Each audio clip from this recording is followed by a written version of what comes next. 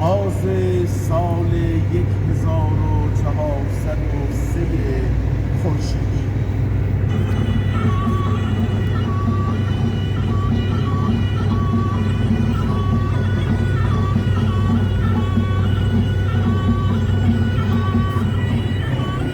سال نوتون مبارک.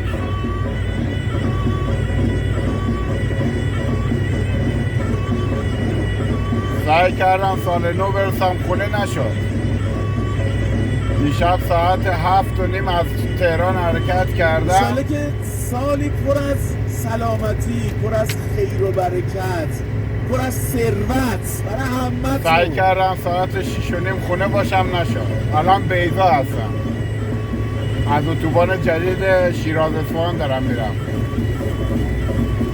یه بارون خیلی قشنگی هم گرفت. قبلش هم فیلم گرفتم. الان سال تحویل تو ماشین هستم. ای تغییر دهنده دلها و دیده ها، یه دقیقه الان مدبر شب و روز، الان 40-50 ثانیه از سال 1403 گذشت. بگردان حال ما را به نیکوترها.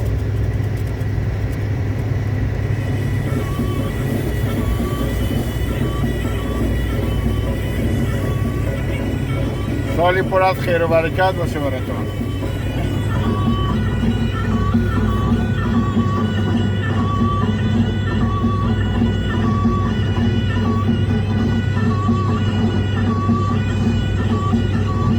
بهار نو، حال نو، سال نو.